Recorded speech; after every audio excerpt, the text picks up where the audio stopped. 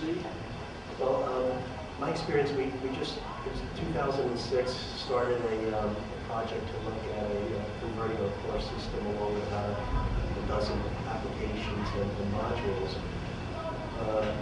We developed an RFP, sent out the RFP, reviewed the responses, and when we finally selected a vendor, I believe we were fortunate because the vendor included in their contract language a lot of things like security, privacy, safeguarding customer information, and they were very open with us. We did need to ask for some more documentation of the SAS 70s. What I really like is on their portal they have a compliance area where all that information is readily available, and as the SAS 70 refrigerators get updated, which they post immediately. So we were very fortunate in that respect. But I worked with other vendors where, or other providers where it was a little bit more difficult in getting response. In your RFP, did you have explicit security requirements? Yes, we had some. Some say extensive. Did you specifically, did you ask for a SAS 70? Yes. You know, it's funny, in the good old days of maybe 2 years ago, all of these outsourcing arrangements were being made centrally by, usually IT. The business would come to IT, look for a solution. IT would say, oh, well, here's an outsourced solution. We've decided we want to outsource this. It's not our core competency. And then with IT, we would work to deal with all of the RFP issues and get the SAS 70s and evaluate them. Today, the problem is that the business is going directly to these cloud vendors and then coming and saying, we found a solution to do X. And if IT or security comes back and says, well, wait a second, let's see if this is something that we need to do in-house, it's perceived as being a roadblock, and oh, that's going to take too long. And so what happens is a lot of the time when the initial evaluation is made, it's being made on the feature function, business side of things without much thought as to security, and then we have to then come in and put the brakes on and say, well, wait a second, what are these guys doing with our data? What data is going to be in there? How are they protecting it? And this is a very new paradigm for us, and it's very, at times it's very frustrating to the business because they see what they're trying to do as taking some pressure off of IT, because like everyone else, we're being told, do more with less, and a lot of times using the cloud is a really good way to do that.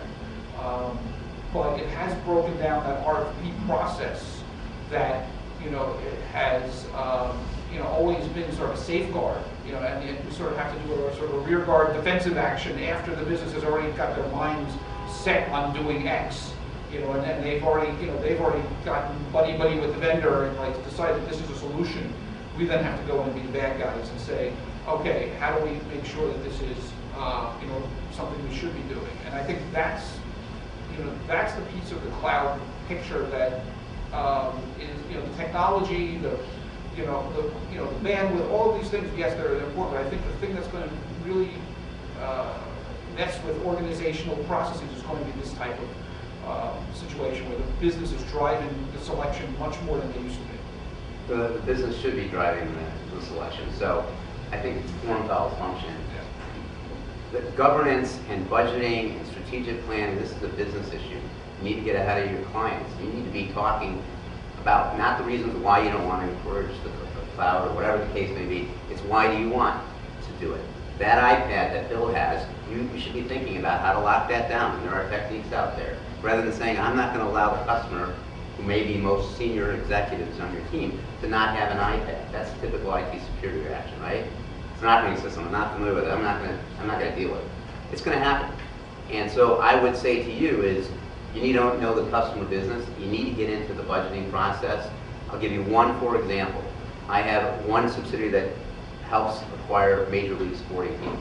Think about if any of that information about a pending deal gets out, and we're talking hundreds and hundreds of millions of dollars for the deals. They wanted to share documents with outside counsel, and the law firms were saying, we've got this ability to load and unload your documents on the internet. and it cost $5,000 a deal. And it was hard to configure, it had lousy reporting. I went out and did my own research, and I found a company called ShareFile. Okay? They have their security act together, and it cost me $5,000 for the entire organization with unlimited users.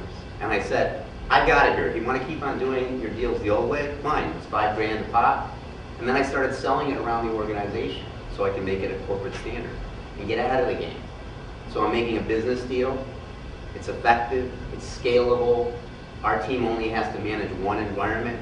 It has a similar structure to our Novell environment, so we have an easy way of following those concepts and get good reporting out of it.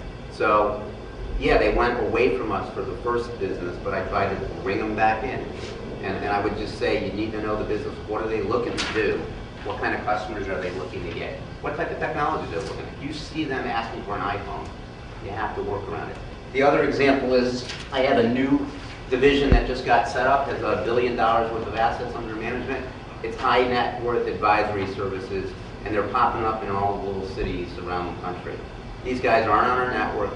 We outsourced them to another vendor that offered iPhones, Microsoft Exchange, that's not our corporate standard. We let them go for a year. They're upset with the service level they're getting, and now they're coming on board.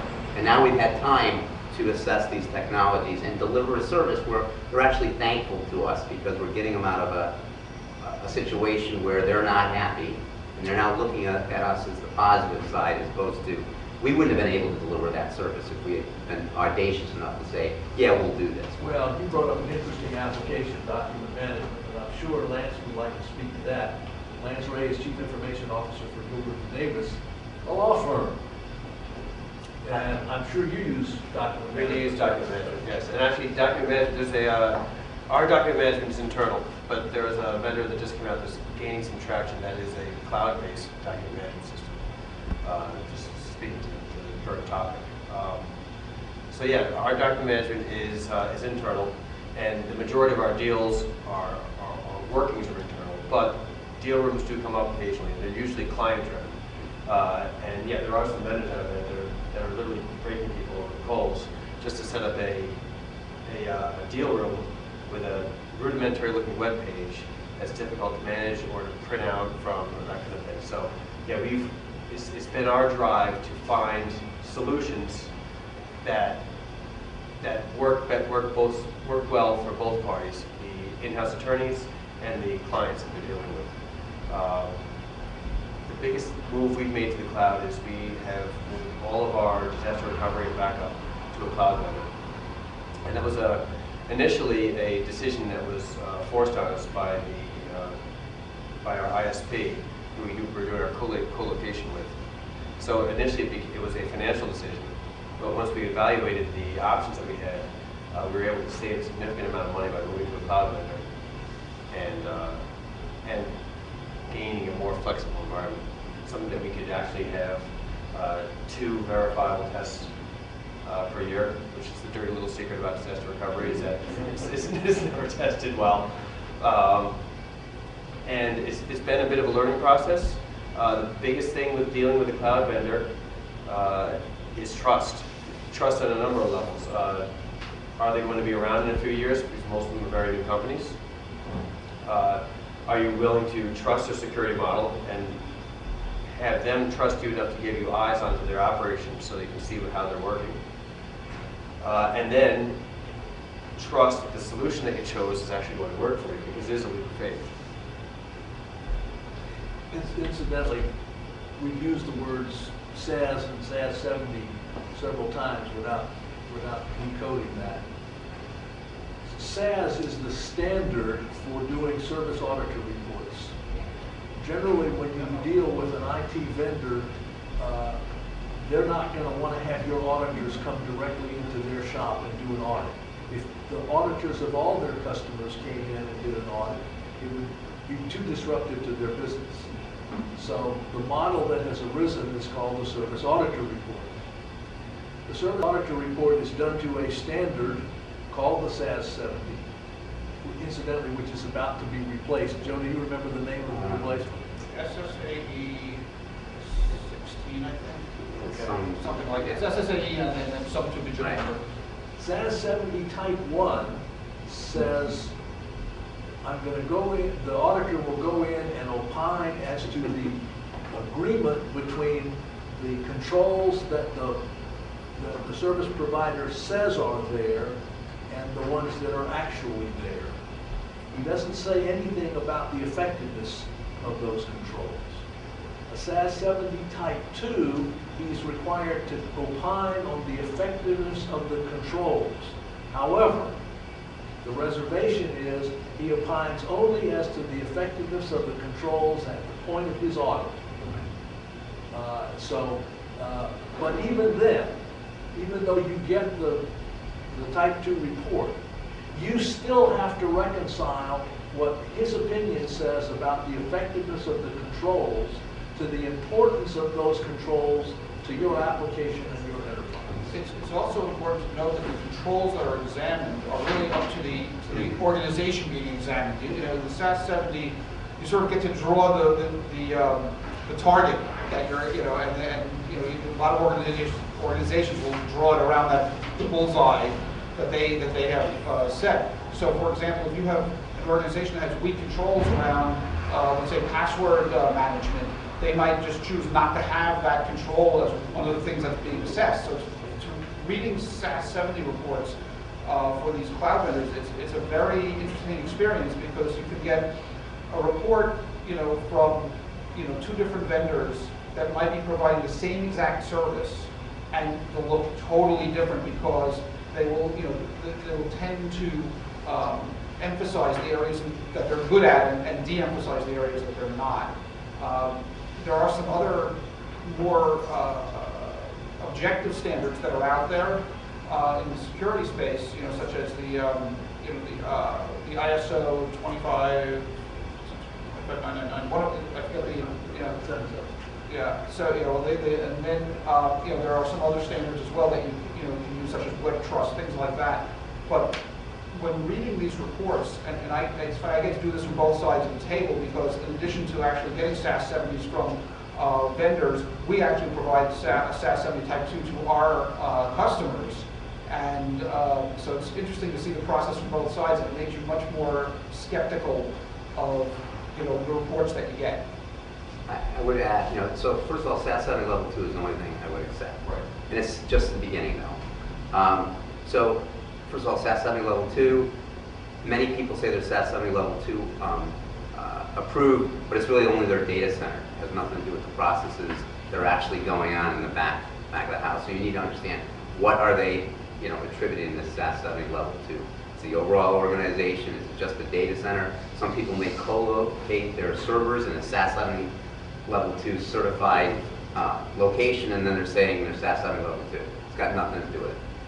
Then you need to think about your own business model. So when we outsourced our email to that email vendor prior to 9/11, Microsoft Exchange had a commingled database for everybody's email. So your email, if you're hosting Exchange, your email is with everybody else's email. So we demanded, above and beyond it, that server had to be exclusively a Port Authority server. And they said, oh, but that's not our model. And we said, well, that's great, you want the business. It costs us extra money. We also said it needed to stay on the territory of the United States. This is before 9/11. So you can imagine, as I kept on saying, but you know, we have an Indian location, we have this location, it'll cost you so much less. And I said, that's great. I'm not doing anything until we review the contract. We did a public RFP. I said, give me two responses, one with it United States based and the other one with it being housed in India. And guess what? My $6 a mailbox, I thought the way they talked was going to come down to $3, $2. It was 50 cents less. I said, are you telling me, you've been telling me this model is so more cost effective, and that's all you came back with was a 50-cent thing? I said, I'm not even going to present it to my board. We're sticking with the model. We renewed with them as opposed to the competitors. So I just think the SAS 70 Level 2 is really just the start. You need to think about what is a concern, what's the service, what's the architecture. You need to get under the covers. The architecture part, where's the standard in terms of an architectural framework for most organizations and best practices?